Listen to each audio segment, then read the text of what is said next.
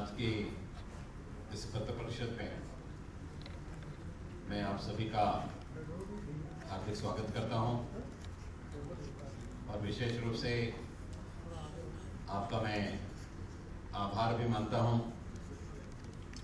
कि कोविड का कार्यकाल होने के कारण आप सभी से पत्र परिषद के माध्यम से इंटरेक्शन नहीं हुआ, लेकिन महानगर पालिका के माध्यम से आपको जो प्रेस नोट जाता था, आपने महानगर पालिका की सारी गतिविधियों के साथ में वर्ष भर में संपूर्ण न्याय किया है। इसलिए मैं विशेष रूप से आपका आभार भी व्यक्त करना चाहता हूं।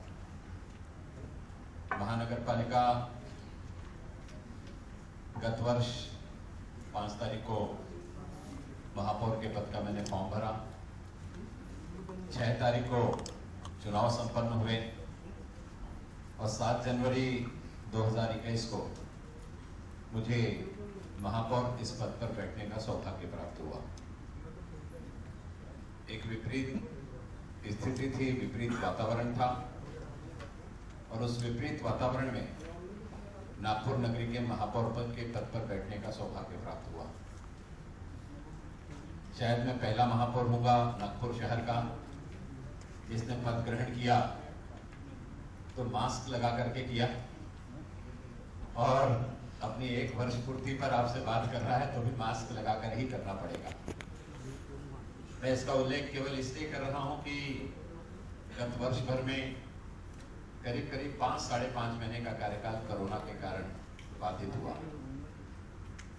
और केवल कार्यकाल कोरोना के कारण बाधित हुआ ऐसा ही नहीं, इसके पश्चात एक विधानसभा चुनाव आ गया और उस विधानसभा चुनाव के कारण करीब करीब 1.5 महीने की आचार संहिता लगी। अब 5 महीने कोरोना, 1.5 महीने आचार संहिता, अर्थात 6.5 महीने का समय ऐसे ही व्यतीत हो गया। और बाकी सारे महापौरों के साथ जो होता है वो मेरे साथ भी हुआ। हर वर्ष में 52 रविवार होते हैं और 5 दिन का सप्ताह होने के कारण 52 शनिवार भी होते हैं। तो इस प्रकार से 104 दिन तो इन छुट्टियों में चले गए। और इस सब विपरीत वातावरण के बावजूद प्रशासन और पदाधिकारी इसके द्वंद्व को लेकर के हमारा 1 वर्ष महानगर पालिका का लोगों के सुर्खियों में था। इसलिए उस स्थिति से बाहर निकलकर सार्वजनिक सौहार्द के वातावरण में सत्तापक्ष और प्रशासन दोनों अच्छे तरीके से मिलकर के काम कर रहे हैं, यह जनता के बीच में स्थापित करना नितांत आवश्यक था। और सारे प्रेस के सहकार्य से मैं वो सब करने में सक्षम साबित हो सका। कारण प्रेस ने एक सहयोग की और सकारात्मक भूमिका रखी, और वर्षों से मेरे सभी पत्रकार बंधुओं से जो मित्रवत संबंध रहे हैं उसका मुझे पूर्ण रूप से आशीर्वाद के रूप में जो प्रतिफल मिला, उसके कारण कभी भी प्रेस ने प्रशासन और पदाधिकारी आपस में लड़ने ऐसा छापाने, इसके कारण शायद हम लोग बहुत अच्छे तरीके से काम कर सके।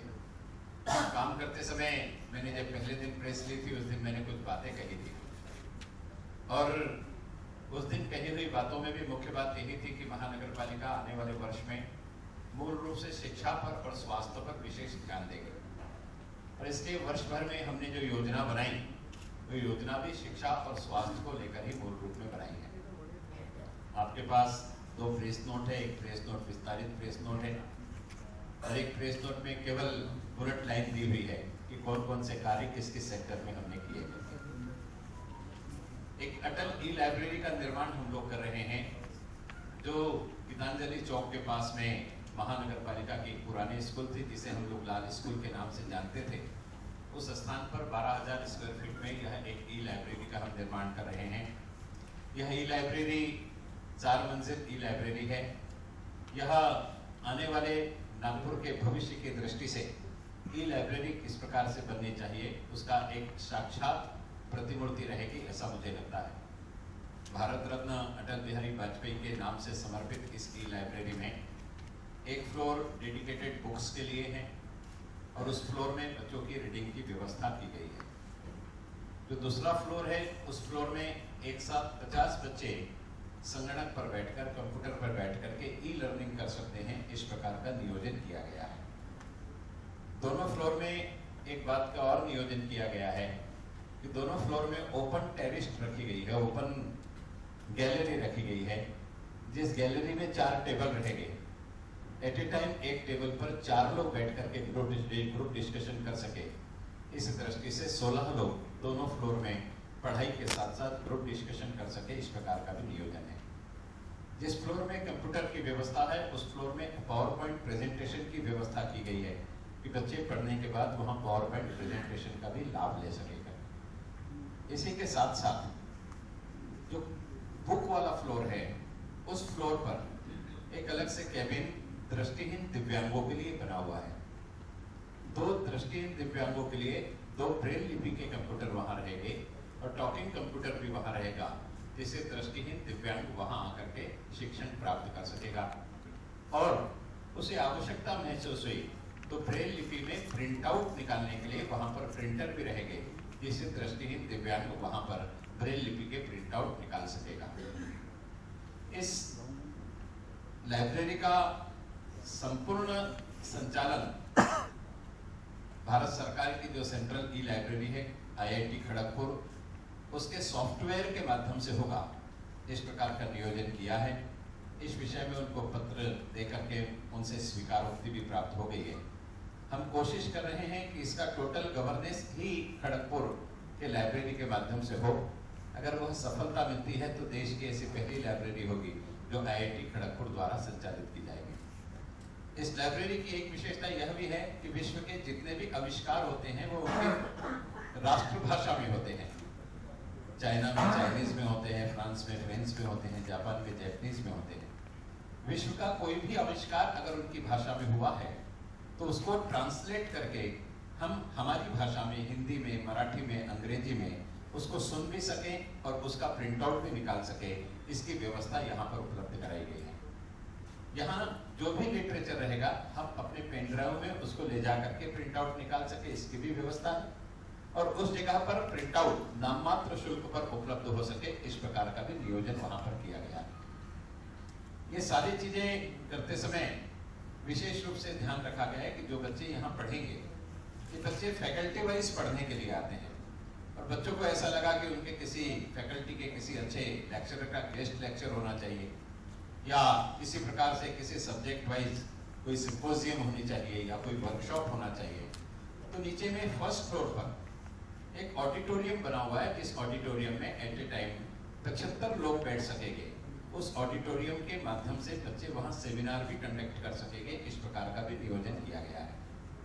देहात का बच्चा ग्रामीण क्षेत्र का यहाँ आकर के पढ़ सके, इसलिए नीचे लॉकर रूम है, जिस लॉकर में वो अपना सामान रख करके पढ़ाई कर सके। बुक्स वाले फ्लोर में भी और कंप्यूटर वाले फ्लोर में भी आपकी कीमती वस्तुओं को रखने के लिए अलग से लॉकर बना हुआ है। बुक्स में ई टैगिंग लगी होगी कि वहां से कोई व्यक्ति बुक को बाहर नहीं ले जा सकेगा। अगर ले जाएगा तो बीप बजेगी और जानकारी हो जाएगी कि पुस्तक बाहर जा रही है। जिसके पास लाइब्रेरी की सदस्यता रहेगी उसे अनुमति के साथ में पुस्तक ले जाने की अनुमति प्राप्त होगी। ये सारे बच्चे वहां पढ़ेंगे और बाहर का भी बच्चा वहां आएगा। इसलिए लाइब्रेरी के 4th फ्लोर के ऊपर में एक पेंट्री बनी हुई है जहां बच्चों के भोजन की व्यवस्था रहेगी और वहां एक चूल्हा ऐसा भी रहेगा जिस चूल्हे पर बच्चा अगर अपने हाथ से कुछ बना करके खाना चाहता है, आजकल बड़े ब्रह्मांड में बच्चे नूडल्स और ओट्स अपने हाथ से बना के खा लेते हैं, तो उसका भी नियोजन वहां पर किया गया है कि बच्चा अगर वैसा करना चाहता है तो वैसा भी वहां कर सकता है। इस संपूर्ण लाइब्रेरी का संचालन एयर कूल्ड लाइब्रेरी होगी और इसके ऊपर सोलर लगा होगा और सोलार से संपूर्ण सिस्टम का संचालन होगा। इस प्रकार का नियोजन वहां किया गया है। हम कोशिश कर रहे हैं कि 26 जनवरी से पहले हम उस लाइब्रेरी का लोकार्पण कर ले और निश्चित अवधि में उस लाइब्रेरी को परिपूर्ण करके हम लोग प्रारंभ कर सकेंगे।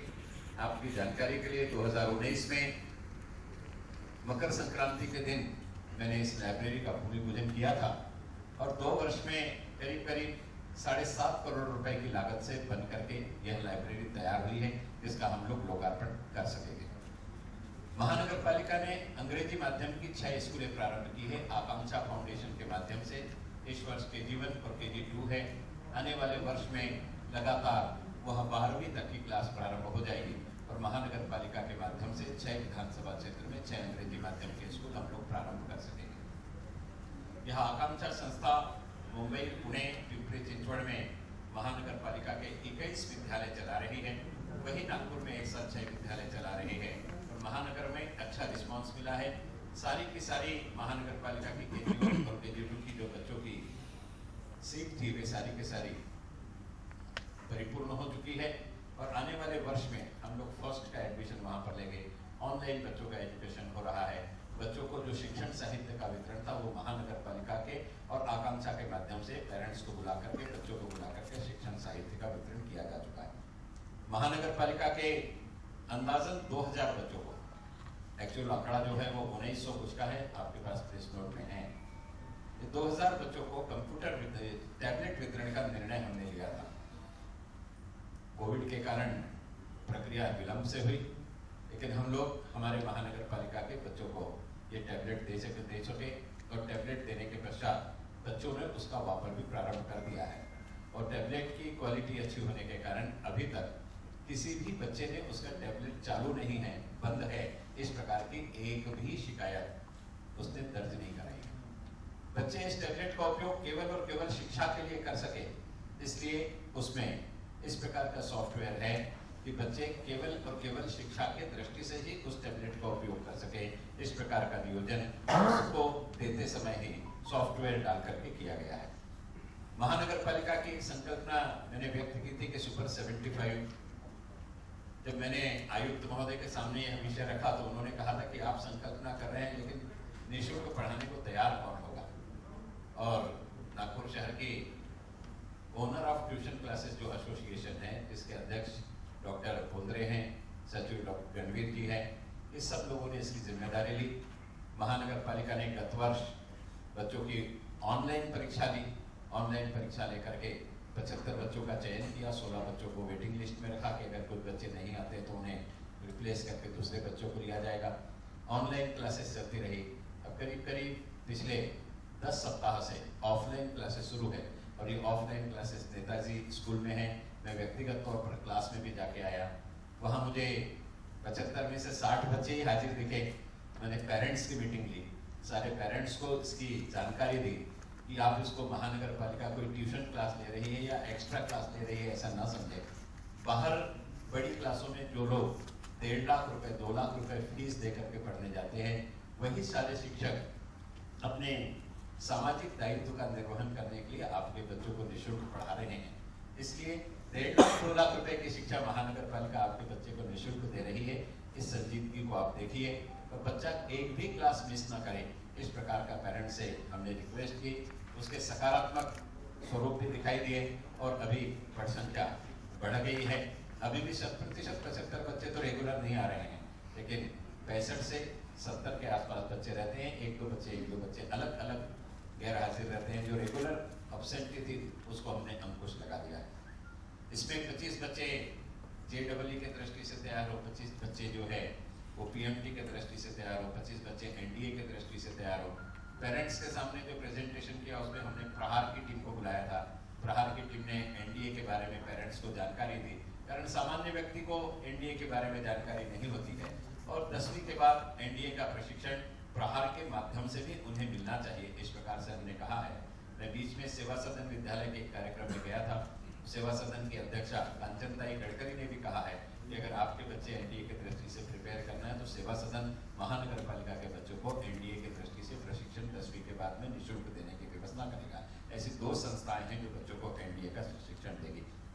महानगर पालिका ने नागपुर विश्वविद्यालय के साथ मिलकर एक प्रकल्प किया है कि शहर के 84 पुतले, इन 84 पुतले जो हैं इनकी देखभाल महानगर पालिका के पुतले रहेंगे और इसकी देखभाल नागपुर विश्वविद्यालय के माध्यम से होगी।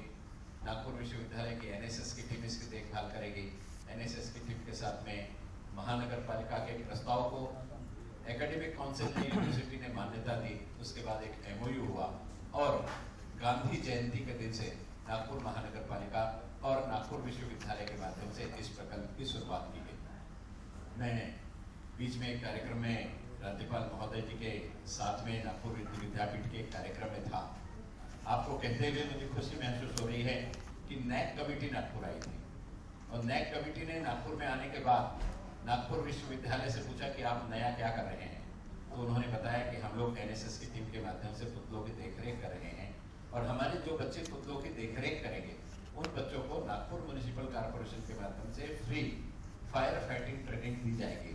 इस प्रकार का नियोजन हमने किया है। तो उन्होंने पूछा उनसे कि केवल नागपुर शहर को दोगे या पूरे यूनिवर्सिटी के बच्चों को देंगे?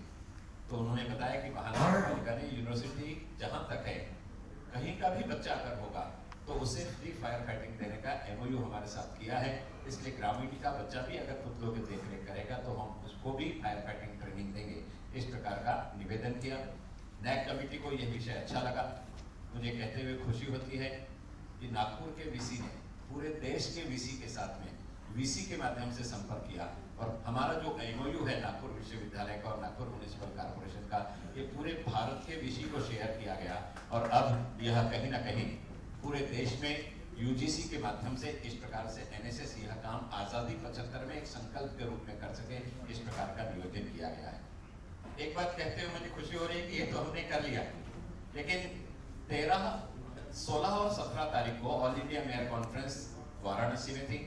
वह माननीय प्रधानमंत्री जी ने उद्घाटन किया और उद्घाटन करते समय प्रधानमंत्री जी ने संकल्पना करी कि NCC के विद्यार्थियों से हमने इन पुतलों की देखरेख करानी चाहिए। नागपुर महानगर पालिका NSS से करवा चुकी थी, इसलिए कहीं ना कहीं उन्होंने जो उद्बोधन किया उसमें महानगर पालिका का किया गया एक कार्य भी अब अनायास ही उनके मुखारबिंद से वो योजना निकली होगी। मैं ये नहीं कहता कि महानगर पालिका की योजना उन्होंने कही, लेकिन ऐसा सहयोग हो गया। महानगर पालिका के माध्यम से मुंबई की एक संस्था है, जो संस्था मोबाइल संगणक लेबोरेटरी उपलब्ध करा रही है। महानगर पालिका को उन्होंने 2 बसेस दी है और मोबाइल संगणक प्रशिक्षण महानगर पालिका के बच्चों को मिल सके, इस प्रकार का नियोजन हमने किया है। इसके अलावा गरोबा मैदान में महानगर पालिका की एक पुरातन स्कूल थी, करीब 1.5 एकड़ का प्लॉट है। वहाँ 5 करोड़ रुपए की लागत से हम लोग एक आधुनिक प्रयोगशाला का निर्माण करने जा रहे हैं, जहाँ खेल खेल में बच्चे विज्ञान को सीख सके। महानगर पालिका के बच्चे, शहर के प्राइवेट स्कूल के बच्चे वहाँ प्रयोग करने आ सके और सिलेबस का एजुकेशन वहाँ खेल खेल में कैसे दिया जा सकता है, इसके दृष्टि से प्रशिक्षण किया जा सके। ऑल इंडिया लेवल पर भी यहाँ अनुसंधान के लिए बच्चे आ सके और यहाँ कहीं ना कहीं पूरे भारत में हो रही जो बच्चों की गतिविधियां हैं विज्ञान से जुड़ी हुई, उसको हम एक तालाब के नीचे एकत्रित कर सके, इस प्रकार का हमने नियोजन किया है। और विदर्भ के हमारे सुपुत्र जो है, जिन्होंने भारत को परम कंप्यूटर दिया, ऐसे विजय भटकर जी, इनके नाम से इस लाइब्रेरी, इस हमारी विज्ञान प्रयोगशाला को निर्माण करने का हमने निर्णय लिया है। बजट में इसके लिए 5 करोड़ आवंटित किए गए हैं। इसका नक्शा बन के तैयार है, टेंडर प्रोसेस है, बहुत जल्दी है टेंडर में आ जाएगा और हम संभव हुआ तो हम इसका भूमि पूजन हमारे कार्यकाल में ही कर लेंगे। महानगर पालिका के 16,000 बच्चों को मुझे कहते हुए खुशी होती है कि लॉयंस क्लब मुंबई के वाइस प्रेसिडेंट नागपुर आए थे। उनका समधियाना नागपुर, मराठी में समधियाना तो क्या कहेंगे, उनकी बेटी नागपुर में दी हुई है। वो नागपुर आए थे दिव्य जी से, हमारे शिक्षण सभापति से मिले और उन्होंने महानगर पालिका की गतिविधियों के बारे में जब जानकारी दी तो लॉयंस क्लब ऑफ मुंबई के माध्यम से एक बायजूस नाम का एजुकेशन ऐप है, जो देश का सबसे महंगा ऐप कहलाता है। महानगर पालिका के 16,000 बच्चों को निःशुल्क वो ऐप देने का लॉयंस क्लब ने निर्णय लिया है। बहुत जल्दी ये 16,000 बच्चे बायजूस ऐप के माध्यम से ऑनलाइन शिक्षण प्राप्त कर सकेंगे। ये नियोजन भी नागपुर महानगर पालिका ने किया है। महानगर पालिका 6 विधानसभा क्षेत्र में 6 अभ्यासिकाओं की शुरुआत करने जा रही है। इसमें से 4 अभ्यासिकाओं का मैं आपको जानकारी दे सकता हूँ। एक अभ्यासिका हम लोग कोलबा स्वामी जी के नाम से गोलीबार चौक के पास नागपा की डोबे वहां करने जा रहे हैं। दूसरी अभ्यासिका मेहंदी बाग में सुभाष चंद्र जी बोस के नाम से एक लाइब्रेरी है, वहां करने जा रहे हैं। तीसरी अभ्यासिका बोधनी में एक मंदिर के पास में बहुत सुंदर महानगर पालिका ने वाचनालय बांधा है, वहां करने जा रहे हैं। और चौथा जो नामांतर शहीद स्मारक हमारे यहाँ उत्तर नागपुर में बना हुआ है, वहां करने जा रहे हैं। इस प्रकार से 4 स्थान का चयन हो गया है। 2 विधानसभा क्षेत्र के स्थानों का चयन होना है। इस विषय को लेकर के एक पॉलिसी बनी हुई है जो महानगर पालिका के आने वाले सभागृह में रखी जाएगी। ये प्रगल्भ विद्यार्थी की संकल्पना ऐसी है कि महानगर पालिका के परिक्षेत्र में रहने वाला गरीब विद्यार्थी नाममात्र शुल्क में लाइब्रेरी में आकर के एमपीएससी, यूपीएससी, स्टाफ सिलेक्शन सारी कॉम्पिटिटिव एग्जाम की तैयारी कर सके। चंद्रपुर ने इस प्रयोग को किया है, ये कोई मेरे मस्तिष्क की संकल्पना नहीं है। चंद्रपुर ने इसको सकारात्मक रूप से साकार किया है। केवल 300 रुपए में चंद्रपुर में बच्चा जाकर के वहाँ पढ़ाई करता है और पढ़ने के बाद उसे संपूर्ण स्टडी मटेरियल जो है, जिस संस्था को इसका मेंटेनेंस है वो उसे स्टडी मटेरियल भी देती है, उसकी काउंसलिंग भी हर महीने में 2 बार होती है और इस दृष्टि से उसकी समस्या का निराकरण करने के लिए भी काउंसलिंग की जाती है। इस प्रकार का नियोजन वहाँ जैसा किया गया है, उसी प्रकार नागपुर की परिस्थिति में नई पॉलिसी बना करके हम लोग करने जा रहे हैं। माननीय आयुक्त महोदय का इसमें कहना यह था, पिछले सभागृह में ये पॉलिसी आ सकती थी। आयुक्त महोदय जी का कहना यह था कि पुणे में अच्छी संस्थाएं हैं, उन्होंने भी इसमें पार्टिसिपेट करना चाहिए, इसलिए क्वालिफिकेशन क्राइटेरिया हम इसका बढ़ाते हैं और उस दृष्टि से आयुक्त की सूचना को ग्राह्य करके एक नई पॉलिसी बनी है जो आने वाले सभागृह में हम लाएंगे और इस प्रगल्भ विद्यार्थी योजना को भी पूर्ण रूप से साकार करेंगे। पर्यावरण को लेकर के महानगर पालिका ने बहुत सारे कार्य किए हैं। एक वंदे मातरम उद्यान का हम लोग निर्माण करने जा रहे हैं। वंदे मातरम उद्यान मध्य नागपुर में बन रहा है। मध्य नागपुर में एम्प्रेस मॉल के सामने 1,22,000 स्क्वायर फीट की जगह पर यह वंदे मातरम उद्यान का हम लोग निर्माण कर रहे हैं। बाकी बगीचों से ये बगीचा एकदम अलग होगा। यह देश के भी वीर सपूत जिन्हें भारत की सरकार ने परमवीर चक्र से सम्मानित किया है, जिन्होंने अपने रक्त से भारत माता का अभिषेक करके इस देश को आजादी दिलाई है और एकता अखंडता को कायम रखा है, ऐसे वीर सपूतों को समर्पित यह गार्डन होगा। इस गार्डन में बच्चों के खेलने के लिए अलग से बच्चों का प्ले एरिया होगा, सीनियर सिटीजन के लिए बैठने की अलग से व्यवस्था होगी, वॉकिंग के लिए पूरे पेरीफेरी में एक वॉकिंग ट्रैक होगा। साथ ही साथ में केवल 21 परमवीर चक्र विजेताओं को समर्पित यह होगा ऐसा नहीं है। यहाँ पर वीर ट्रॉफी के रूप में एक T-72 टैंक रखा होगा, यहाँ पर एक मिग विमान रखा होगा और एक हेविज़र तोप रखी होगी जो सेना के तीनों भागों को वहाँ प्रदर्शित कर सकेगी। इस प्रकार का नियोजन वहाँ किया गया है। यह जो 21 परमवीर चक्र विजेता है, इनके जीवनी का एक ऑडियो वहाँ हर घंटे में बजेगा और हर घंटे में 4 वीर सपूत के बारे में वहाँ जानकारी दी जाएगी और आह्वान किया जाएगा कि आप भी भारत की सेना में भर्ती हो। सेना के प्रति आकर्षण करने के लिए एक अलग स्थान ये तय होगा। इसी के साथ साथ वहाँ एक एम्फी थिएटर बन रहा है जिसकी कैपेसिटी 250 लोगों की होगी। उस एम्फी थिएटर को नागपुर के लोगों को समर्पित किया है। नागपुर शहर और नागपुर जिले के वे हमारे स्वतंत्रता संग्राम सेनानी जिन्होंने देश के स्वतंत्रता के आंदोलन में बलिदान दिया है, उनको समर्पित वह हमारा एम्फी थिएटर होगा जिसमें 250 लोगों की बैठने की कैपेसिटी होगी। उसका जो बैकड्रॉप होगा, उस बैकड्रॉप पर सारे लोगों के नाम लिखे होंगे। वहाँ जो भी कार्यक्रम होगा वह इन स्वतंत्रता संग्राम सेनानियों को, इन बलिदानियों को समर्पण करते हुए, उन्हें याद रखते हुए कार्यक्रम होगा। साथ ही साथ में देश की आज़ादी में एक हिंदुस्तानी लाल सेना नागपुर में बनी थी। जिस प्रकार से आज़ाद हिंद सेना बनी थी, उसी प्रकार से हिंदुस्तानी लाल सेना, उस हिंदुस्तानी लाल सेना का इतिहास भी उस वंदे मातरम उद्यान में हम लोग दर्शाएंगे। इसलिए सेना और भारतीय स्वतंत्रता इन दोनों को समर्पित यह उद्यान होगा और कहीं ना कहीं मिलिट्री का फील आना चाहिए। इसलिए वहाँ जो पुराने प्रशस्त पेड़ है, जो 30-30, 40-40 साल पुराने पेड़ है, उन पेड़ों के बीच में एक बाम्बू का ब्रिज बनाया जा रहा है जिससे सेना की फीलिंग आ सके और वहाँ कुछ एडवेंचर स्पोर्ट हम लोग कर सके। इस प्रकार का भी नियोजन किया है। इस प्रकार का एक सामान्य से अलग एक वंदे मातरम उद्यान हम लोग बनाने जा रहे हैं जिसका प्रवेश द्वार लाल किले जैसा बनेगा। इस प्रकार का भी वहाँ पर नियोजन किया है। यह भी नागपुर शहर की जनता के दृष्टि से बहुत जल्दी वेटरन्स को समर्पित एक ही जगह है, वो है वॉर मेमोरियल जो माननीय प्रधानमंत्री जी ने दिल्ली में बनाई है। उसके बाद देश में यह पहला उद्यान होगा जो परमवीर चक्र विजेताओं को समर्पित होगा। यह भी नागपुर के गौरवशाली इतिहास में एक नया अध्याय होगा, ऐसा मुझे लगता है।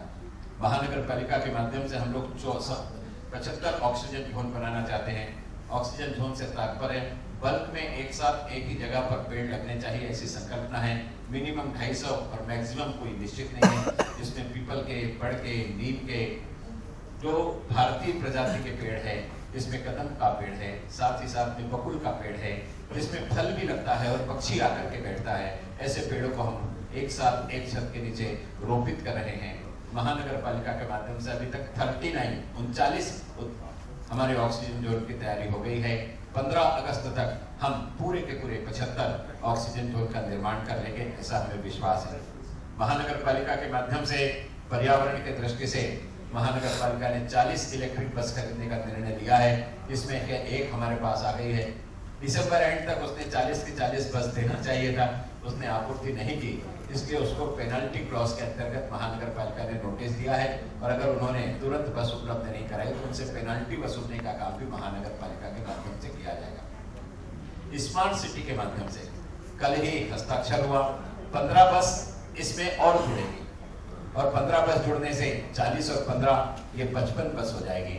और इन 55 बस के अलावा महाराष्ट्र सरकार के हमारे जो पर्यावरण मंत्री है नौजवान ठाकरे जी, उन्होंने भी एक घोषणा की है कि वे नागपुर महानगर पालिका को इलेक्ट्रिक बस खरीदने के लिए पैसे दे रहे हैं।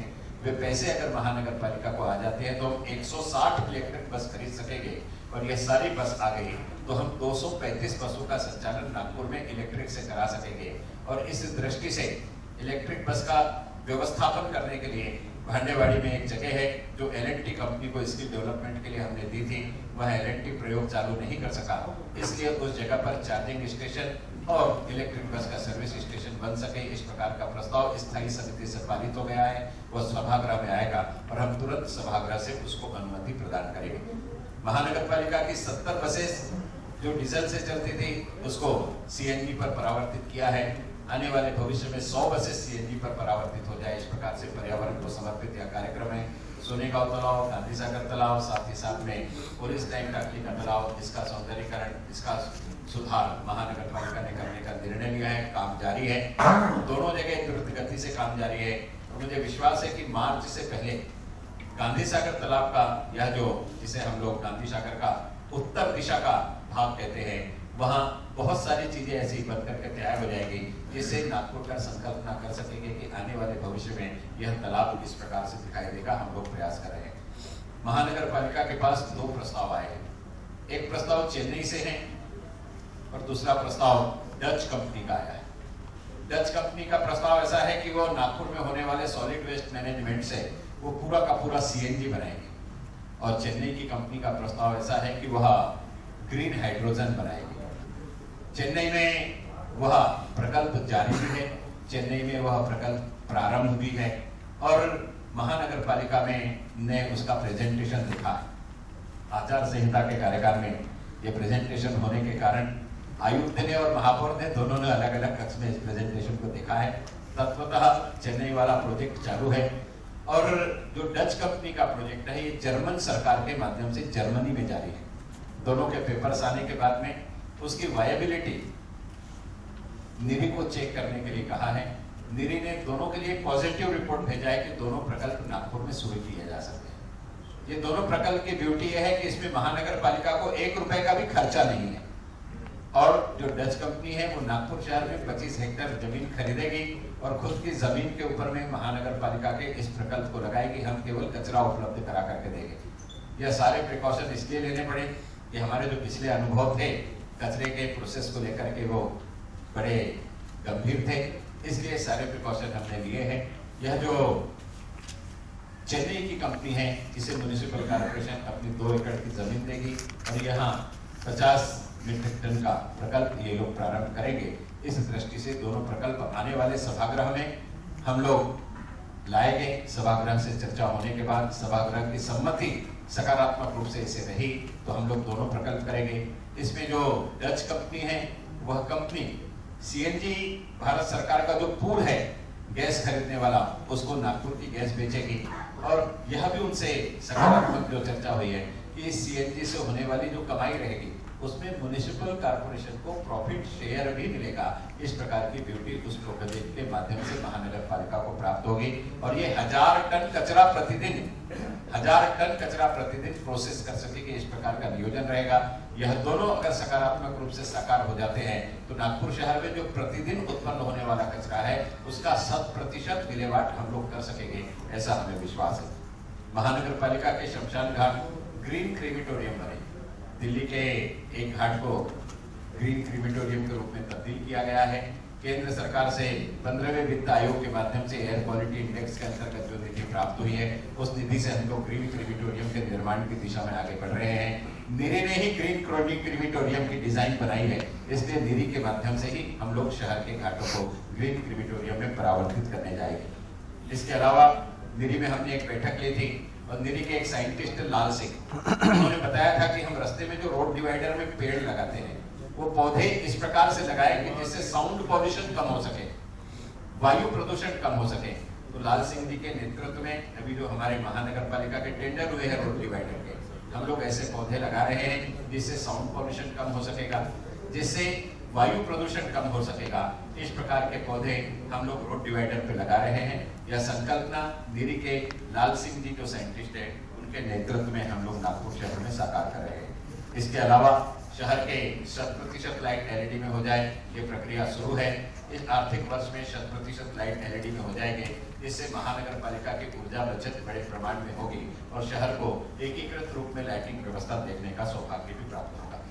महानगर पालिका के 11 बगीचों में हमने छोटे एसटीपी लगाए हैं, जिससे वहां गंदे पानी को शुद्धिकरण करके महानगर पालिका के उद्यानों को सिंचित करने का प्रकल्प जारी है।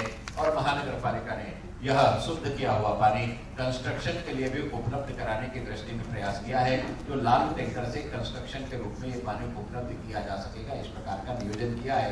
पर्यावरण को समर्पित ये प्रकल्प है। इसके अलावा महानगर पालिका ने हेल्थ के सेक्टर में कुछ काम किए।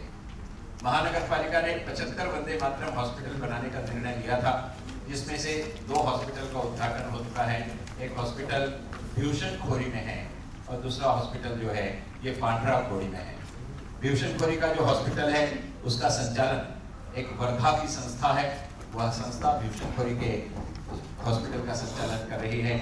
और पांड्रा खोरी का जो हॉस्पिटल है उसका संचालन रमेश भुके चैरिटेबल ट्रस्ट के माध्यम से किया जा रहा है। यह दोनों हॉस्पिटल के बाद यह गति आचार संहिता आने के कारण रोक गई थी।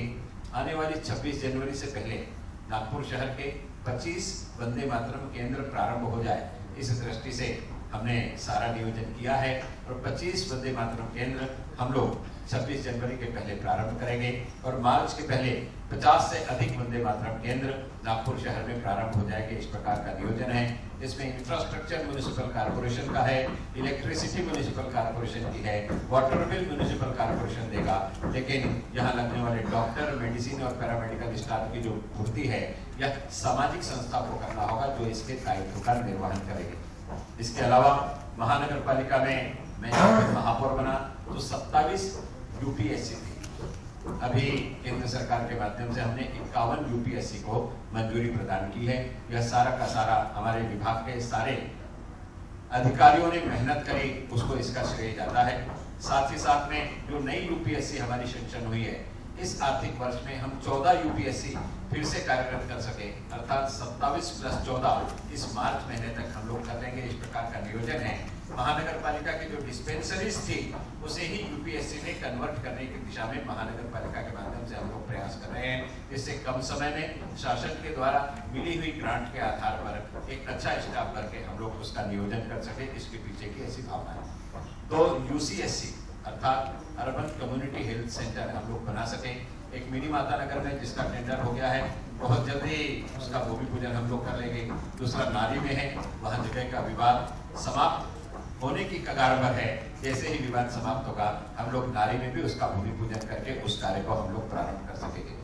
दाभा में महानगर पालिका के स्कूल के पास में 50 बेड का हॉस्पिटल हम आयुष के माध्यम से बना सके, इसकी प्रोसेस जारी है। राज्य सरकार ने परिपत्र केंद्र सरकार को भेजा है, मंजूरी आने के बाद एक 50 बेड का हॉस्पिटल हम लोग पश्चिम नागपुर में भी बना सकेंगे, ऐसी संकल्पना। कोविड की इमरजेंसी हेतु नागपुर महानगर पालिका ने 1000 बड़े सिलेंडर इमरजेंसी के लिए महानगर पालिका के पास आरक्षित रखे हैं, कारण पिछले समय जो ऑक्सीजन की टंचाई हुई थी उसे देखते हुए महानगर पालिका ने यह नियोजन किया है। नागपुर विश्वविद्यालय में 200 बेड का हॉस्पिटल हमने प्रस्तावित किया था। 199 बेड का एक्चुअल वो हॉस्पिटल है। माननीय देवेंद्र जी फडणवीस उसमें विशेष रुचि ले रहे हैं। कल शायद देवेंद्र जी के साथ हम उसका विजिट भी करेंगे और अगले सप्ताह हम उसका शुभारंभ भी करेंगे। आने वाले शनिवार को उसका लोकार्पण हम लोग करने जा रहे हैं, जो RTMU की बिल्डिंग में है। इसके अलावा महानगर पालिका के जितने भी हमारे इंडोर हॉस्पिटल थे, जिसको हमने कोविड हॉस्पिटल के रूप में डेवलप किया था, सभी जगह ऑक्सीजन प्लांट हमारे लग चुके हैं, सभी जगह। इसमें से केवल एक ऑक्सीजन प्लांट में एक फिल्टर की कमी के कारण हमारा आइसोलेशन का एक ऑक्सीजन प्लांट ऐसा है कार्यरत नहीं है, अन्यथा सभी जगह के ऑक्सीजन प्लांट कार्यरत है। इसमें केवल पांचपौली मैटरनिटी होम में स्टोरेज वाला प्लांट है, बाकी सब जगह पीएसए प्लांट लगे हुए हैं। आपकी जानकारी के लिए इसमें से एक भी प्लांट ऐसा नहीं है जो महानगर पालिका ने अपने निधि से खरीदा है, और एक भी प्लांट ऐसा नहीं है जो शासन के निधि से खरीदा है। ये सारे के सारे सीएसआर के माध्यम से नागपुर महानगर पालिका को प्राप्त हुए हैं। इसमें से जो आईजीआर में प्लांट लगा हुआ है वो सीएसआर के माध्यम से माननीय देवेंद्र जी के प्रयासों से हमें प्राप्त हुआ है। बाकी जो मैटरनिटी होम में लगा है वो हमें मॉइल के माध्यम से प्राप्त हुआ है। हमारे यहाँ जो केटी नगर में प्लांट लगा हुआ है वो परसिस्टेंट के माध्यम से हमको प्राप्त हुआ है। इस प्रकार से सामाजिक दायित्व में हमने ये प्लांट प्राप्त किए और सारे के सारे कार्यरत है। महानगर पालिका ऑक्सीजन से परिपूर्ण है, कहने में अतिशयोक्ति नहीं होगी। महानगर पालिका के पांचपौली मैटरनिटी होम में बहुत बड़ी संख्या में गरीब परिवार की महिलाएं प्रसूति के लिए आती है, इसलिए गर्भाशय के कैंसर का परीक्षण भी साथ साथ वहां हो जाए, इसलिए एक एनजीओ के माध्यम से गर्भाशय का कैंसर परीक्षण करने की मशीन हमने वहां पर दी है, और वहां नागपुर शहर की कोई भी महिला उस प्रशिक्षण को करा सकती है। उसका निःशुल्क नियोजन पांचपौली मैटरनिटी होम के माध्यम से हमने दिया। महानगर पालिका के माध्यम से 107 general health checkup camp PHC UPSC के माध्यम से कराए जा रहे हैं, जिसमें से 91 कैंप हो चुके हैं। विस्तारित परिपत्र में कितने पेशेंट उसमें है उसकी जानकारी दी गई है।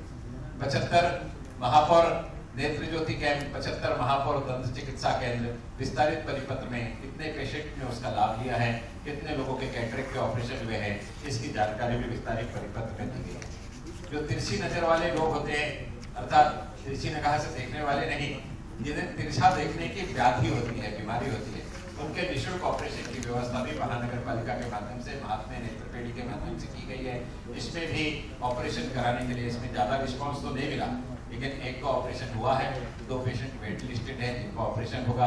आपके माध्यम से मैं निवेदन करना चाहूंगा इस योजना की जानकारी ज्यादा से ज्यादा आप लोगों को दें।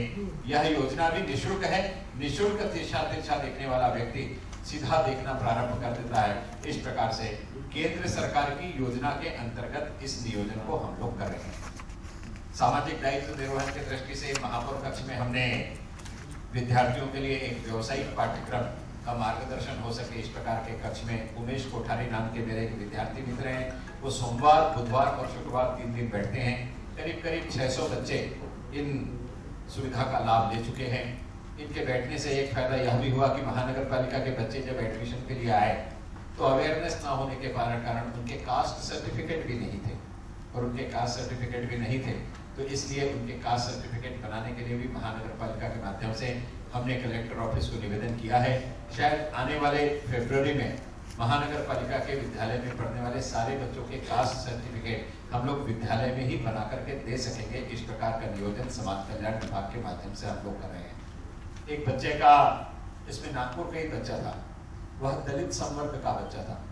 उसके मार्क्स देखने के बाद वो जो काउंसिलर है उसे ऐसा लगा कि बच्चा IIIT में एडमिशन का पात्र है। अब IIIT में एडमिशन ले रहे हैं तो उसे शेड्यूल कास्ट का, सेंट्रल गवर्नमेंट का एक अलग सर्टिफिकेट बनाना पड़ता है। 9 दिन में उस काउंसिलर ने उस बच्चे को सर्टिफिकेट बना करके दिया और उस बच्चे का नागपुर के IIIT में एडमिशन हो सका। शायद उस काउंसिलिंग सेंटर में नहीं आता तो उसे जानकारी नहीं मिलती और नहीं हो सकता था। आने वाली 12 तारीख को राष्ट्रीय युवा दिन है। ऐसे 6 बच्चे जिन्हें प्रोफेशनल कोर्स में एडमिशन मिला है उनका इंटरेक्शन प्रेस से हम लोग कराएंगे, जिससे उस सेक्टर की कितनी उपादेयता है आपको पता चलेगी और किस प्रकार का बच्चों को लाभ मिल रहा है इसकी भी जानकारी मिलेगी। महानगर पालिका में महापौर बनने के बाद 110 गठई कामगारों को उनका रोजगार दिलाने के लिए उन्हें टपरी उपलब्ध कराने का काम हमने रविदास योजना के अंतर्गत महानगर पालिका के माध्यम से किया। महानगर पालिका के पहले कोरोना के कार्यकाल में 370 ऐसे एनजीओ थे जिन्होंने महानगर पालिका को भोजन उपलब्ध कराया और महानगर पालिका 22 लाख लोगों तक भोजन दे सके। ऐसे 378 एनजीओ का उनको महानगर पालिका के लिए मिलने वाले सहकार के कारण उनका भी सत्कार महानगर पालिका में हमने कोविड योद्धा के रूप में किया।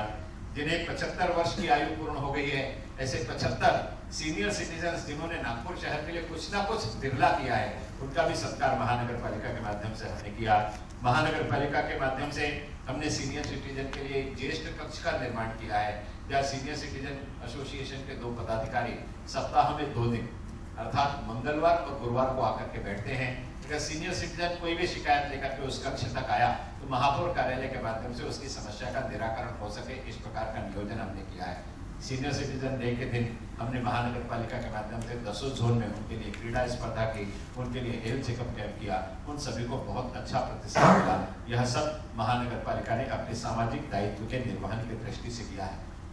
मैं जब स्थायी समिति अध्यक्ष था तो संयोग देखिए 1962 के युद्ध को कुल मिलाकर के 50 साल हुए थे। मैं अभी महापौर बना हूं तो 1971 के युद्ध को 50 साल हुए और इन दोनों की स्वर्ण जयंती बनाने का सौभाग्य मुझे पदाधिकारी के रूप में मिला। उस समय हमने यशवंत स्टेडियम में नागपुर उत्सव में 1962 के योद्धाओं का सत्कार किया था। अभी 1971 के योद्धाओं का सत्कार भी हमने महानगर पालिका के माध्यम से सुरेश भट्ट सभागृह में किया।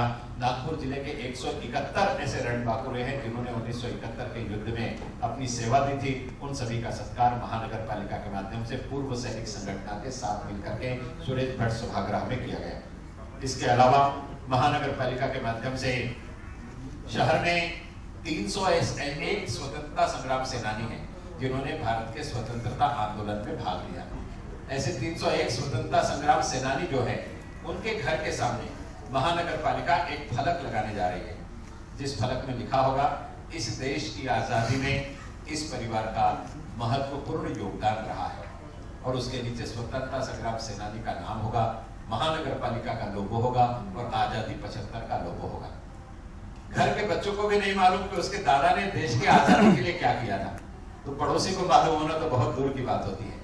इसलिए आने वाली पीढ़ी प्रेरणा ले और उस परिवार ने इस देश की आजादी के लिए जो महत्वपूर्ण भूमिका निभाई है ये समाज में स्थापित हो, इस दृष्टि से हम कोशिश कर रहे हैं कि 26 जनवरी से पूर्व हम यह 301 घरों में जो नागपुर शहर में निवास करते हैं उनके घर के सामने यह नाम फलक लगा दें। हमारे इसके लिए जिम्मेदारी मिलिंद मेश्राम जी जो हमारे जीएडी का अभी कार्यभार संभाल रहे हैं उन्हें दी है। उसके डिजाइन बनाने की जिम्मेदारी भी नागपुर महानगर पालिका के हमारे जो ड्राइंग टीचर्स है वो उसके डिजाइन बना रहे हैं और महानगर पालिका के माध्यम से उनके सम्मान में उनके घर पर यह फलक लगे, इस प्रकार का नियोजन भी हम लोग कर रहे हैं। महानगर पालिका के दिव्यांग योजना में 21 प्रकार के दिव्यांग की व्याधियां हैं जिसके लिए 7.5 करोड़ रुपए का नियोजन किया है। आप सबको जानकारी है कि 90 दिव्यांगों को हमने 2-2 लाख रुपए की राशि दी है। बहुत बड़ी संख्या में दिव्यांगों को हमने स्वचालित ट्राइसिकल दी है जो मोटराइज ट्राइसिकल कहलाती है। इसके अलावा जिन दिव्यांगों को प्रधानमंत्री आवास योजना में घर मिला उन्हें 50,000 रुपए महानगर पालिका ने दिए। देश में अकेली महानगर पालिका जिसने काम किया है। हमारे यहाँ के 2 धनुर्धर खिलाड़ी जो अंतर्राष्ट्रीय स्तर पर नागपुर का नाम रोशन कर चुके हैं दिव्यांगों में, उन्हें धनुष देने का काम भी हमने किया है। उसमें से एक विद्यार्थी अभी साई के कैंप में है, फिर से इंटरनेशनल खेलने के लिए जा रहा है। इसके अलावा 2 बेटियां जो दिव्यांग है इन्हें नेशनल खेलने के लिए महानगर पालिका के माध्यम से आर्थिक मदद की गई। उसमें से एक बेटी इंटरनेशनल के लिए भी सिलेक्ट हुई, लेकिन वो इंटरनेशनल कोविड के कारण नहीं हो सका, अन्यथा उसे वहां जाने की निधि भी महानगर पालिका के माध्यम से मिलती थी। एक बच्चा जिसको सुनाई नहीं देता और बोल नहीं सकता, ऐसे बच्चे को कॉपलर इम्प्लांट करने का प्रस्ताव भी महानगर पालिका से शिक्षण हो गया है और आने वाले सप्ताह में उस बच्चे के कान को ऑपरेशन करके कॉपलर इम्प्लांट किया जाएगा जिससे वह बच्चा बोल भी सकेगा और सुन भी सकेगा। इस प्रकार का नियोजन भी इस योजना के माध्यम से हमने किया है। एक ब्लाइंड बच्ची है जिसने एप्लीकेशन की है कि उसे ब्रेल लिपि का क्या बोलेंगे उसको टैबलेट चाहिए, तो उसकी भी व्यवस्था महानगर पालिका के माध्यम से हमने की है। उसके भी प्रोसेस आने वाले 7 दिन में होकर के शायद नेताजी सुभाष चंद्र बोस का जन्मदिन 23 तारीख को है, हम कोशिश करेंगे कि उस दिन उस बच्ची को हम लोग उस ब्रेल लिपि का टैबलेट दे सके। इस प्रकार का नियोजन भी हम लोग करने जा रहे हैं। ई कचरा व्यवस्थापन के दृष्टि से टेंडर तैयार है। टेंडर आने वाले सप्ताह में आपको अखबार में प्रकाशित होता हुआ दिखेगा। शहर के 125 चौराहों पर 125 संस्थाओं के द्वारा झंडा गीत गायन विजयी विश्व तिरंगा प्यारा यह आयोजन महानगर पालिका के माध्यम से सफलता से किया गया। महानगर पालिका के 10 जोन में महिला समुपदेशन केंद्र कार्यरत है जिसकी जानकारी आपको है ही। एक विशेष बात जिसका विशेष उल्लेख करना चाहूंगा, पूरे विदर्भ में बड़ी संख्या में सेना में कार्य करने वाले हमारे सैनिक बंधु रहते हैं। ये सैनिक बंधु बस से जब नागपुर आते हैं तो आवश्यकता नहीं कि उन्हें बस से अटैच टाइमिंग में ट्रेन मिले, इसलिए सैनिक प्लेटफॉर्म पर आकर के 2 घंटा, 3 घंटा, 4 घंटा, 5 घंटा व्यतीत करते हैं। ये सैनिक जब प्लेटफॉर्म पर पड़े रहते हैं तो बड़ा विचित्र सा महसूस होता है। और आज़ादी की 75वीं वर्षगांठ पर हमने कुछ तो भी अनूठा करना चाहिए। इसलिए नागपुर के जो जेसीओ है दीपक हुड्डा जी, उनसे मेरी चर्चा हुई और उनसे चर्चा होने के बाद हमने एक निर्णय लिया। महानगर पालिका की महापौर निधि से मैंने 50 लाख रुपए की राशि कुछ सैन्य अधिकारी को महानगर पालिका के माध्यम से दी है। हमारे यहाँ टेकड़ी रोड पर जो मिलिट्री की जगह है, उस जगह में से एक जगह पर उस 50 लाख की राशि से एक आराम गृह बनेगा। अब यह जो सैनिक है यह प्लेटफॉर्म पर नहीं रहेगा। अगर इसकी ट्रेन लेट हो जाती है या ट्रेन में आने और बस के समय में अंतर है तो यह आराम गृह में आकर के विश्रांति करेगा। सैनिक का सम्मान होना चाहिए, इसलिए महानगर पालिका के माध्यम से वह आराम गृह निर्माण करने के लिए 50 लाख रुपए की राशि सेना को सुपुर्द की गई है। इस सेना खुद की जमीन पर आराम गृह का निर्माण करे और वो महानगर पालिका द्वारा प्रदत्त निधि से बना है, इसका उल्लेखित करे। इस प्रकार का निर्णय लिया है। इसकी जानकारी भी माननीय आयुक्त के हस्ताक्षर होते बराबर हो जाएगी। सैन्य बोर्ड से उसकी लिखित में मान्यता आ गई है, कारण इसमें उनकी मान्यता के बगैर हम लोग कुछ भी नहीं कर सकते, इसलिए उनकी लिखित में मान्यता आ गई है। जगह उनकी रहेगी, मेंटेनेंस वो करेंगे, निर्माण वो करेंगे, केवल निधि महानगर पालिका प्रदान करेगी। इस प्रकार से नियोजन है जिससे काम में बाधा ना हो सके। इस प्रकार का निर्णय हमने लिया है। कोविड के कार्यकाल में आप सबका सहयोग हमने अच्छा काम किया, उसकी जानकारी आपको है ही। फिर भी मैं संक्षिप्त में बताना चाहता हूँ कि 100% पहले डोज का हमने नागपुर शहर की जनता को लगाया है। जो वैक्सीनेशन का दूसरा डोज 70% हमने पूर्ण किया है। माननीय आयुक्त कार्यालय से जो 2 से 2.25 लाख लोगों के सेकेंड डोज नहीं हुए हैं उनकी यादी महापौर कार्यालय में मैंने बुलाई है। और जिस जिस सेक्टर के यह डोज बाकी है, महापौर कार्यालय से संबंधित प्रभाग के नगर सेवक को मैं व्यक्तिगत पत्र लिख रहा हूँ कि आप इन सारे बचे हुए लोगों को फोन करके इनके घर जाकर के इन्हें सेकंड डोज के लिए आगे बढ़ाइए। इसकी जिम्मेदारी महापौर की हैसियत से मैंने स्वयं ली है। अभी 60,000 के आसपास मेरे पास नाम आ गए हैं। हम सभी नगर सेवकों से आह्वान करते हैं कि नगर सेवक ने जिस प्रकार से पहले डोज के लिए बस लगा करके लोगों को वहां वैक्सीनेशन सेंटर तक ले गए, उसी प्रकार से सेकंड डोज 2.5 लाख लोगों के पूरे करने में नगर सेवकों के माध्यम से हम लोग सहयोग करना चाहेंगे। महानगर पालिका में 159 वैक्सीनेशन सेंटर हमने बनाए, सहजता से वैक्सीन हो सके और सब लोगों ने बहुत सहजता से वैक्सीनेशन पूर्ण किया।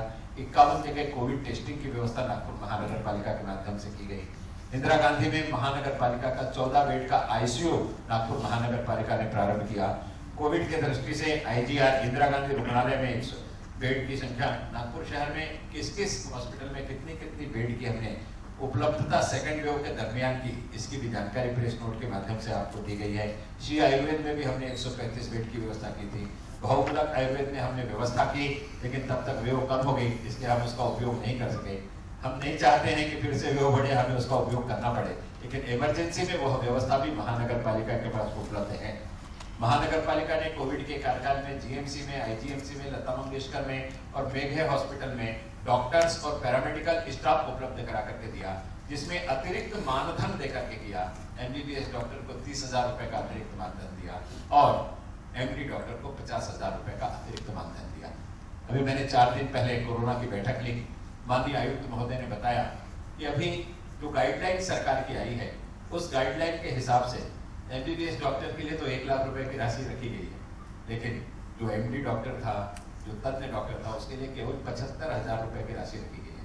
और 75,000 रुपए की राशि में डॉक्टर काम नहीं करेगा। महानगर पालिका ने पिछले समय उसे 2.5 लाख रुपए दिया और सरकार ने 2 लाख रुपए दिया। तो इसलिए महानगर पालिका ने निर्णय लिया है कि डॉक्टरों की कमी नहीं होनी चाहिए। इसलिए बचा हुआ 2.25 लाख रुपए की राशि महानगर पालिका अपने पद से देगी और महानगर पालिका तज्ञ डॉक्टरों की नागपुर में कमी नहीं होने देगी। इस प्रकार का निर्णय भी महानगर पालिका ने लिया है। पिछले समय जो टॉपअप हमने 50,000 का सीनियर डॉक्टर को दिया था, इस बार 2.25 लाख रुपए का टॉपअप देंगे, कारण इस शहर के नागरिकों को डॉक्टरों की कमी नहीं होना चाहिए। यह मूल भावना उसके पीछे की है। इसके अलावा जो मेडिकल ऑफिसर, आशा वर्कर और जो हेल्थ वर्कर, हेल्थ कर्मचारी थे, उन सभी को महानगर पालिका के माध्यम से हमने विशेष भत्ता पिछले समय भी दिया था। कोविड के कार्यकाल में अभी भी वे कार्य कर रहे हैं, तो उन्हें विशेष भत्ता हम देंगे, ऐसा मैं विश्वास दिलाता हूँ। महानगर पालिका के परिवहन विभाग की सेवा पूरे भारतवर्ष में सबसे अच्छी नागपुर महानगर पालिका ने। हमने 25 मिनी बसों में मोबाइल टेस्टिंग लैब बनाई, आयुक्त महोदय के साथ बैठक हुई। इस समय जो वेरिएंट आया है ये बहुत ज़्यादा आक्रामक है, तीव्रता से संख्या बढ़ सकती है, इसलिए इसको 3 गुना करने का निर्णय उस दिन की बैठक में लिया। अगर ये वेरिएंट ज़्यादा प्रभाव करता है तो मोबाइल लैब की संख्या ज़्यादा बढ़ानी होगी, इस दृष्टि से 3 गुना करने का निर्णय भी हमने लिया है। महानगर पालिका के माध्यम से हमने हमारी बसेस को एम्बुलेंस के रूप में परिवर्तित किया, जिसका बहुत लाभ मिला। कारण 5,000 10,000 रुपए की लूट नागरिकों के माध्यम से 1-1 2-2 किलोमीटर की जारी थी। महानगर पालिका ने निःशुल्क एम्बुलेंस उपलब्ध कराने की बात कही तो बहुत बड़ी संख्या में नागरिकों को लाभ मिला। रात को 2 बजे और 3 बजे भी महानगर पालिका की बस ने एम्बुलेंस के रूप में सेवा दी। इसके लिए हमारे कर्मचारियों को हमने उस प्रकार की ट्रेनिंग देकर के उन्हें उस दृष्टि से तैयार किया कि वे एम्बुलेंस में सेवा दे सकें। इसके अलावा नागपुर महानगर पालिका की मिनी बस को हमने एम्बुलेंस के अलावा जब मृतकों की संख्या ज़्यादा होगी तो शव वाहिनी के रूप में भी उपयोग किया। इस दृष्टि से हमने यह सब किया है। मैंने जो बताया वो बहुत लंबा हो गया ऐसा मुझे भी लगता है, लेकिन मैंने कोशिश की कि मैं संक्षिप्त में बता सकूँ। आप सभी ने मेरी इन सारी बातों को वर्ष भर अखबार में छापा है, लेकिन जिम्मेदारी है कि जिस जनता ने मुझे निर्वाचित करके दिया नगर सेवक के रूप में, और जिन नगर सेवकों ने मुझे महापौर के रूप में पद पर बैठाया, तो अपनी जिम्मेदारी का निर्वहन करके मैंने क्या किया उसका लेखा जोखा लोगों के सामने होना चाहिए। सार्वजनिक जीवन में मनुष्य के काम की ऑडिटिंग होना नितांत आवश्यक है। मैंने पहले ही बताया कि मुझे 5.5 महीने कोविड के नहीं मिले, 1.5 महीना आचार संहिता का नहीं मिला, 7 महीने ऐसे ही चले गए, और 104 दिन तो शनिवार और इतवार में चले गए। उसके बावजूद जो थोड़ा सा समय मिला था उसमें छोटे से काम में कर सका। मैं अपने संपूर्ण काम से पूर्ण रूप से संतुष्ट हूँ ऐसा तो नहीं, लेकिन मैं समाधानी हूँ। मुझे शायद कोविड का कार्यकाल 4.5 महीने का नहीं रहता तो मैं इससे और अच्छा काम कर सकता था, मुझे विश्वास है। जिन बातों के लिए मैं कह रहा हूँ कि इसके टेंडर हो जाएंगे, वे काम भी परिपूर्ण हो जाते हैं, इस दिशा में मैं काम कर सकता था। मैंने जो आपसे कहा कि मैं मार्च तक 50 वंदे मातरम शुरू कर सकूंगा, शायद वो 4.5 महीने का कार्यकाल खराब नहीं होता तो मैं उस समय में विशेष रूप से 75 के 75 शुरू कर सकता था। अभी भी प्रयास है कि मैं 75 शुरू कर सकूं, लेकिन समय आचार संहिता यह लेकिन कम से कम 50 तक वंदे मातरम शुरू हो जाएगी ऐसा मैं विश्वास दिलाता हूँ। आप सभी ने सकारात्मक सहयोग दिया। कोविड में शहर के एनजीओज ने, शहर के शासकीय कर्मचारियों ने, सबने बहुत सकारात्मक सहयोग दिया। नागरिकों के और व्यापारी समुदाय के सहयोग के बगैर हम यह सब नहीं कर सकते थे। इसलिए इस शहर की संपूर्ण जनता का, संपूर्ण एनजीओज का, साथ ही साथ में संपूर्ण व्यापारी संगठनों का भी हृदय से मैं आभार व्यक्त करना चाहता हूँ। धन्यवाद। 6 महीने के कार्यकाल के बाद आपने बोला था पहले कोविड हॉस्पिटल आने वाले शनिवार को ऑलरेडी भर्ती आ चुका है। भर्ती की लिस्ट में 30 से 30 बच्चे इन्फेक्टेड हो रहे हैं। आप मानते हैं कि ये फेलियर हुआ?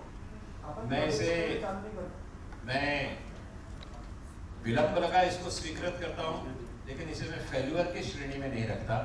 फेल्यूअर व्यक्ति तब होता है बोलने के बाद भी काम ना कर सके। विलंब हुआ इसको स्वीकृत करता हूँ, लेकिन ये फेल्यूअर की श्रेणी में नहीं आता। और आपकी कृपापूर्ण जानकारी के लिए एक बार आप डाटा ले लीजिए कि इस वेरिएंट के आने के बाद हॉस्पिटल में कितने लोग एडमिट है, तो आपके प्रश्न का उत्तर उसी में समाविष्ट है ऐसा मुझे लगता है। भैया वैक्सीनेशन आज बंद है शहर में। 15 से 18 वालों का सरकार ने अभी चालू किया। 3rd वेव में काफी लोग बाधित हुए, मगर भी एनएमसी संडे हॉलिडे मना रहा है, ये सही है? मैं अभी एलन की कोचिंग क्लास से आ रहा हूँ। मैं वैक्सीनेशन कैंप में अतिथि के रूप में गया था। वहाँ मैं जब तक गया था तब तक 210 बच्चों ने वैक्सीनेशन ले लिया था, और आज 500 बच्चे वहाँ वैक्सीन ले लेंगे। इस प्रकार का नियोजन वहाँ पर किया गया है। स्कूलों के अलावा जिन जगह पर क्लासेस ने हमसे अनुमति मांगी, वहाँ आज हमारी टीम कार्यरत है। संडे के दिन स्कूल और कॉलेजेस बंद रहते हैं, इसलिए वह संचालित नहीं है। हम बंद है ऐसा नहीं है, हम शुरू है, स्वरूप बदल के शुरू है। हम स्कूल में शुरू थे, आज कोचिंग क्लास में शुरू है। आप चलेंगे तो मेरे साथ चल के देख सकते हैं। एलन के या मेरा जो साथी है उसके कैमरे में फोटोग्राफ्स देख लीजिए, मैं वहां जाकर के आया। एनएमसी के पीआर डिपार्टमेंट ने कल प्रेस रिलीज जारी किया है और टेम्पलेट जारी किया है कि एनएमसी के कोई भी सेंटर पे रेगुलर सेंटर नहीं हो। एनएमसी के सेंटर पे, रेगुलर सेंटर पे बंद है, लेकिन पूरा बंद है ऐसा नहीं है ना। जिन्होंने हमसे डिमांड की है वहां हमने उसको शुरू रखा है।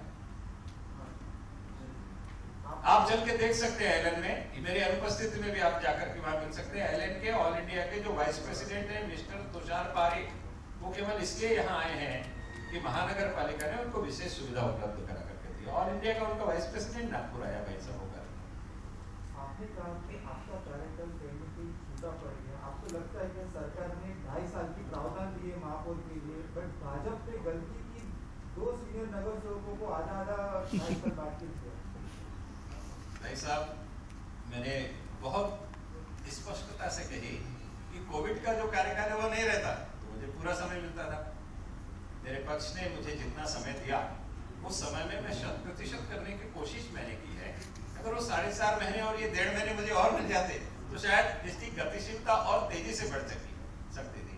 आपने जो प्रश्न किया कि हॉस्पिटल जुलाई में क्यों नहीं बन पाया, शायद यह सब सारा समय मुझे अच्छे से मिलता तो मैं उसकी गतिशीलता को और अच्छे से कर सकता था। मेरी गतिशीलता पर परिणाम हुआ। वो गतिशीलता और तीव्र हो सकती थी और एक्सेलरेट हो सकती थी, ऐसा मुझे लगता है।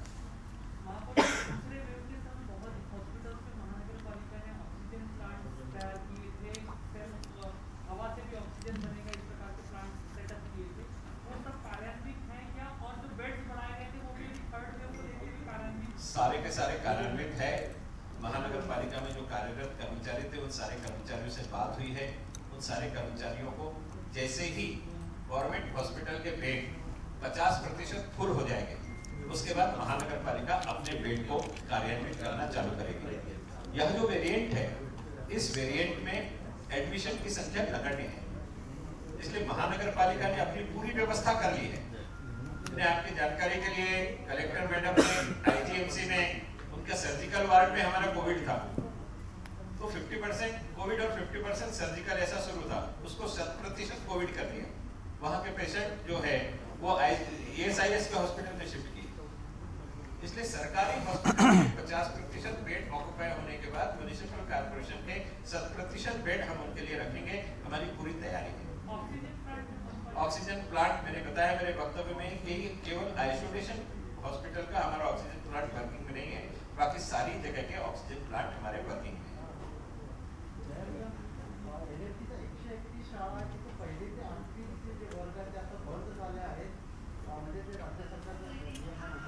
त्यांना शिक्षणाला बाधा येतोय, त्यांना ऑनलाईन शिक्षण घ्यावं लागतं, त्यासाठी काही टॅबलेट वगैरे काही देण्याचं काही प्रावधान तुमच्याकडून राहील का? महानगर पालिकेचे जे सिनियर वर्गचे विद्यार्थी होते, हायस्कूलचे विद्यार्थी होते, त्यांच्यासाठी महानगरपालिकेने नियोजन केलेलं आहे। महानगरपालिकेचे विद्यार्थ्यांसाठी असं नियोजन नाही, पहिली ते 8वी साठी महानगरपालिका नियोजन नाही केला।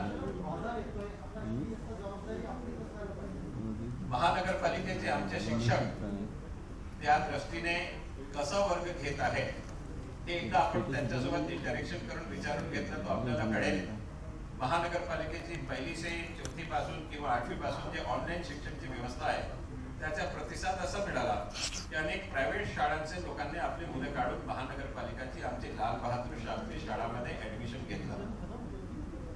लाल बहादूर शास्त्री शाळामध्ये कोविडमध्ये लोकांची पटसंख्या कमी झाली, या शाळेची प्रायमरीची पटसंख्या 50% ने वाढली आणि हायस्कूलची पटसंख्या 30% ने वाढली। एक शाळा जर कोविडमध्ये ऑनलाईन शिक्षण देत असताना प्रायमरीचे शिक्षण जास्त देते तर तिथे 50% सुद्धा संख्या वाढू शकते, असा प्रतिसाद लाल बहादूर शाळाचा आहे।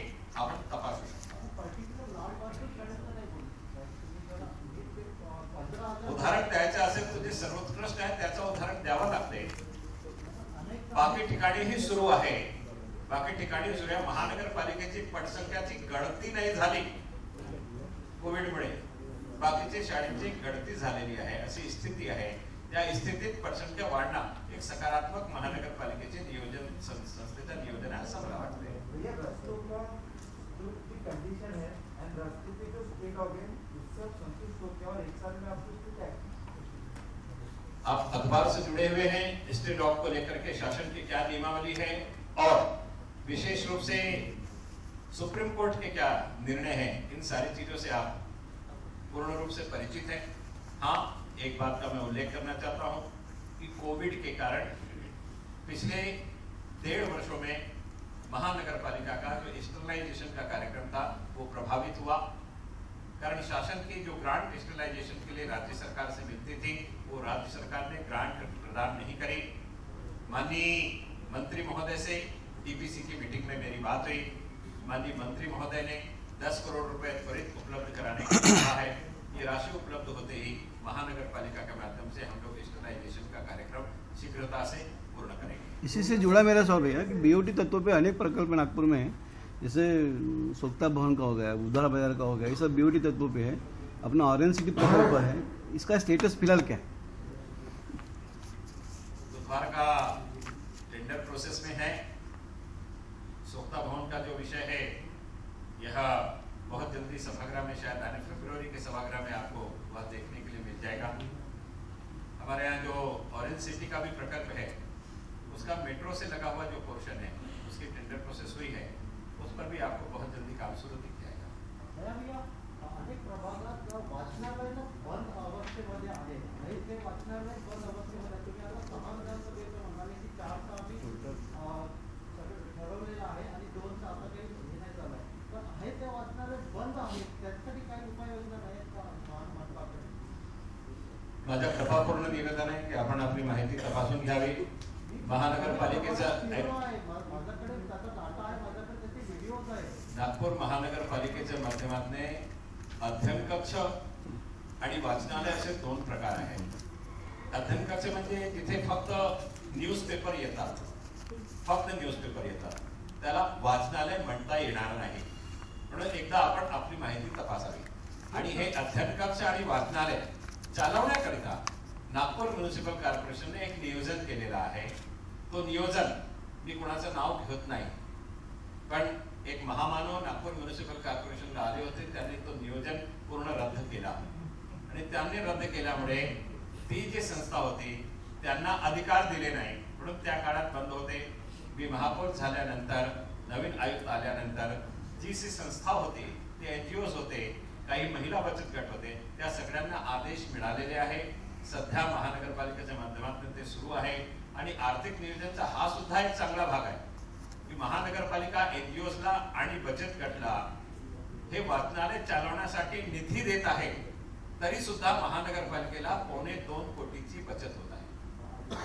आणि महानगरपालिकेच्या कर्मचारी सुट्टीवर राहिला, वाचनालय बंद राहत होते, पण जेव्हापासून हे एनजीओ आणि बचत गट चालून राहिले तेव्हापासून एकही वाचनालय बंद राहत नाही।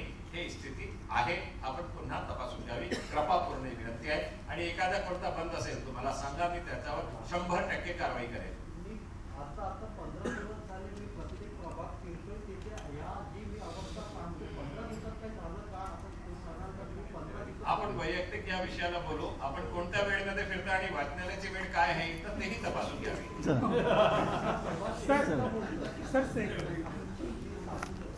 सर सेकेंड वेव में प्राइवेट हॉस्पिटल की ओर से जम के लूट हुई है सर पेशेंट के रिश्तेदारों की, किस तरह के हालात अगर थर्ड वेव में निर्माण होते हैं तो किस तरह का आपने क्या करके रखा? इसके लिए हाईकोर्ट ने एक कमेटी बना दी है, वो अधिकार महानगर पालिका से निकाल लिए है।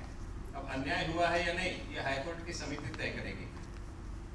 भैया रस्तों का जो कंडीशन है, काफी सारे गड्ढे हैं, इससे आप संतुष्ट हो क्या? और 1 साल में क्या गड्ढों से कोई संतुष्ट हो ही नहीं सकता, और गड्ढे भरने के लिए ही प्रशासन काम करता है।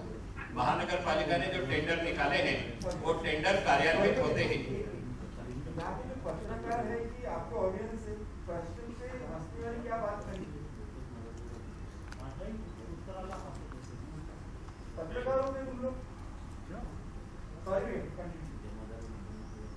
महानगर पालिका ने जो टेंडर निकाले हैं, अगर मैं नाम के साथ बताना चाहूँ तो वहाँ सदर में एक लिंक रोड है। मेरा सिंपल क्वेश्चन है, रास्ते पे जो गड्ढे हैं उससे आप संतुष्ट हो क्या? अरे गड्ढों से कौन संतुष्ट होगा? तो मतलब इसका मीनिंग ये है कि शहर में गड्ढे हैं रस्तों पर। आप उसको इंटरप्रेट किस दिशा से करते हैं वो आपका, आप उसको इंटरप्रेट किस दिशा से करते हैं आपका अधिकार है, आपके अधिकार में मैं हस्तक्षेप नहीं कर सकता। लेकिन महानगर पालिका गतिशीलता से रास्ते के गड्ढों को बंद कर रही है। एक पत्रकार, और उसमें भी आप खोजी पत्रकार हो, तो आप जिन रास्तों की बात कर रहे हैं वो रास्ते किसकी मलकियत के हैं उसको भी एक बार आप चेक कर लीजिए। महानगर पालिका की मलकियत के जो रास्ते हैं, जहां पूरा रोड बनाने की आवश्यकता है उसके हमने पूरा रोड बनाने के टेंडर जारी कर दिए हैं। जहाँ गड्ढे बुझाने की व्यवस्था है, महानगर पालिका के हॉटमिक्स प्लांट के माध्यम से हमने उन गड्ढों को बुझाना प्रारंभ रखा है। महानगर पालिका की गतिशीलता बढ़ सके इसलिए एनआईटी के हॉटमिक्स प्लांट को हमने दत्तक लेकर के उसके हॉटमिक्स प्लांट के मटेरियल से भी 7 दिन तक के उसके स्टाफ को साथ में लेकर के गड्ढे बंद करने का काम किया है। शहर में बहुत बड़ी संख्या में गड्ढे को बंद करने का काम जो महानगर पालिका के मलकियत के रस्ते हैं उस पर हमने किया है। मैं उल्लेख कर रहा था लिंक रोड का, मैं वहां गया था। उस लिंक रोड के लिए 2 करोड़ रुपए की राशि महानगर पालिका ने पूरा रोड बनाने के लिए दी है। माउंट रोड के लिए पूरी राशि महानगर पालिका ने दी है। ऐसे अनेक रास्ते हैं जहाँ की सड़कें पूरी की पूरी उधड़ गई है। और आप तो प्रशासन के हाउस में रहते हैं, सभागृह में प्रशासन ने स्वीकृत किया है कि राज्य सरकार ने 1.5 साल विकास कामों पर 100% प्रतिबंध लगा दिया था। इसलिए राज्य सरकार के उस निर्णय के कारण महानगर पालिका काम नहीं कर सकी। इसलिए राज्य सरकार के उस निर्णय की प्रतिश्रुति के रूप में शहर में गड्ढे हमें दहेज के रूप में मिले। प्रशासन ने उत्तर दिया है, ये नगर सेवक का या किसी पॉलिटिकल नेता का उत्तर नहीं है। कॉलेज के पास में एक मच्छी मार्केट ऑलरेडी बन चुका है, पिछले 2.5 साल से वो बनकर तैयार है। वो कब तक इनॉग्रेशन होगा उसका? बहुत जल्दी हम उसका लोकार्पण करेंगे, बहुत जल्दी। वहाँ के एक्चुअली पहला मछली मार्केट जो महानगर पालिका ने बनाया था या नेशनल नॉर्म के अनुरूप बनाया था, और नेशनल नॉर्म के अनुरूप बनाने के कारण खड़े होकर के मछली बेचना ऐसा पूरे देश में प्रथा है, लेकिन नागपुर ऐसा शहर है जहाँ बैठ करके मछली बेची जाती है। इसलिए उस बांधकाम करते समय यहाँ के मछली विक्रेताओं को साथ में लेकर के उन्हें जैसी व्यवस्था चाहिए थी वैसी व्यवस्था वहाँ उपलब्ध करा के देनी पड़ी, इसलिए विलंब लगा। लेकिन अभी वो लोकार्पण की स्थिति में बहुत जल्दी उसका लोकार्पण करेंगे। ये घोटाले भी आपके कार्यकाल में हुए 1 साल में। और ये आपके हाउस में 21 दिसंबर को कमेटी कॉन्सेप्ट करने की बात की, अभी तक कॉन्सेप्ट नहीं हुआ, इसका आप क्या कहेंगे? महानगर पालिका के सभागार के मिनट्स कंफर्म होने के लिए आयुक्त के पास गए हैं। वो आयुक्त आजकल में कंफर्म करेंगे। मेरी पारिवारिक त्रासदी के कारण 2 दिन में नहीं था, इसलिए मेरे कारण 2 दिन विलंब हुआ। मेरे कारण 2 दिन विलंब हुआ है। आयुक्त के पास वो फाइल गई है। फाइल मिनट्स कंफर्म होने के बाद समिति बनाना, यानी सभागार में घोषणा करती हुई समिति बन गई, ऐसी नहीं होती है। उसके बाद महानगर पालिका की छुट्टियां हैं। छुट्टियां आने के बाद में सारे के मिनट्स तैयार होते हैं। मिनट्स आने के बाद में उसका मैं करेक्शन करता हूँ। मिनट्स करेक्शन होने के बाद करेक्शन वहां पर फिर से सुधारे जाते हैं। वो करेक्शन पूरे के पूरे वापस आने के बाद में सुधारित प्रारूप को मैं मंजूरी प्रदान करता हूँ, तब जाकर के कंफर्म होते हैं। कारण वो हाउस की प्रॉपर्टी होते हैं, उसमें गलती नहीं होना चाहिए। महानगर पालिका के महापौर की जिम्मेदारी होती है। इसलिए सारी प्रक्रिया पूर्ण हो चुकी है। महानगर पालिका ने हमने हस्ताक्षर करके आयुक्त के पास भेजा है। मेरी जो जानकारी है वो स्थिति ऐसी है कि महान मिलिंद महाजन जी, मिलिंद मेश्राम जी हमारे पॉजिटिव आए हैं। आयुक्त महोदय उनके साथ फ्लाइट में सफर करके मुंबई से नागपुर आए थे, इसलिए आयुक्त भी उस कारण से अपने घर पर है। आयुक्त हस्ताक्षर कर देंगे और तुरंत कमेटी बन जाएगी। हमारे कारण प्रलंबित है ऐसा विषय नहीं है। ठीक है। और आपने प्रश्न किया इसलिए मैं बताना चाहता हूँ, केवल महानगर पालिका नहीं, पूरे भारतवर्ष में कहीं भी स्टेशनरी की खरीदी करने का अधिकार ये प्रशासन का होता है। स्टेशनरी प्रशासन ही खरीदी करता है। स्टेशनरी का उपयोग भी प्रशासन ही करता है। इसलिए जो दायित्व प्रशासन का है, जो दायित्व प्रशासक का है, उसमें अगर किसी भी प्रकार की कोताही बरती गई तो उसकी 100% जिम्मेदारी निर्वाचित प्रतिनिधि की ना होकर के प्रशासक की होती है। अब निर्वाचित प्रतिनिधि की जिम्मेदारी यह है कि अगर प्रशासक ने गलती किया है तो उसे दंडित किया जाना चाहिए। उस प्रक्रिया को महानगर पालिका ने प्रारंभ कर दिया है और हमने अधिकार दिए हैं समिति को, जो उसमें रिटायर्ड मजिस्ट्रेट भी बुला सकती हैं, एजी ऑफिस के रिटायर्ड अधिकारी को भी बुला सकती हैं और रिटायर्ड आईएएस ऑफिसर को भी बुला सकती है। ये पूरी छूट हमने दी।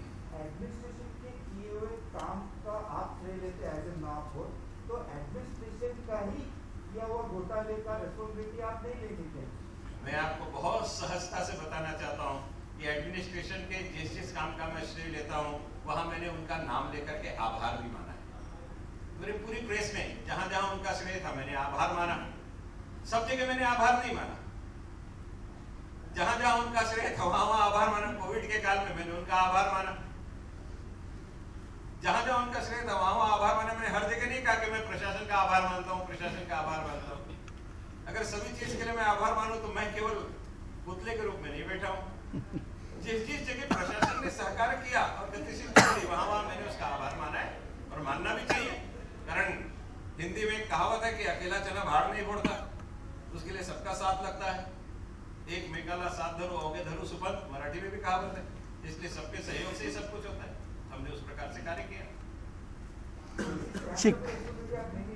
नहीं, इस काम की रिस्पॉन्सिबिलिटी मैं नहीं लूंगा। इस काम में दंडित करने वाले की जिम्मेदारी मैं लूंगा कि मैं जिम्मेदारी लेता हूं, इसमें जो भी आरोपी रहेगा वो बचेगा नहीं, उसे दंडित करेंगे। रिस्पॉन्सिबिलिटी दंडित करने की लेता हूं। सभेमध्ये प्रस्तावाच्या दरम्यान रणजित सहारेंनी स्थायी कॅबिनेटचे स्थायी समितीचं नाव विचारलं होतं. 3 वेळा विचारून सुद्धा कॅबिनेटचं स्थायी समिती अध्यक्षाचं नाव नाही. आपण सभासद म्हणून निवडून यावा, सभागृहात विचारावा, सभागृहाचे उत्तर सभागृहात येईल. का नाही म्हणजे सभागृहाचे उत्तर सभागृहात येईल. चल. 50 वर्ष जुनी जी गटार लाईन आहे त्या अनेक रोजगारांमध्ये पाणी जाते आणि पावसाळ्यात प्रत्येक पावसाळ्यात वीज वापरते. यासाठी काही नियोजन आहे का आपल्याकडे?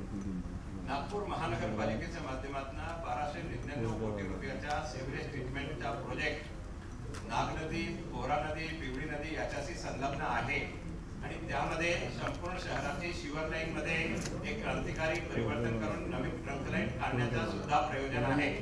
हे फक्त नागनदी पुरता सीमित नसून संपूर्ण मध्य नागपूर, दक्षिण नागपूर आणि उत्तर नागपूरची पूर्ण विधानसभा क्षेत्रामध्ये शिवरेजचा क्रांतिकारी परिवर्तन करण्याचं नियोजन याच प्रोजेक्ट मध्ये आहे. कारण नाग नदीला, पोहरा नदीला आणि पिवळी नदीला पॅरलल ट्रक लाईन टाकून हे सिवरेज त्याच्यात टाकायचं आहे. म्हणून त्या सगळ्यांचा निस्सारण तेव्हा होईल अशी मला पूर्ण विश्वास आहे.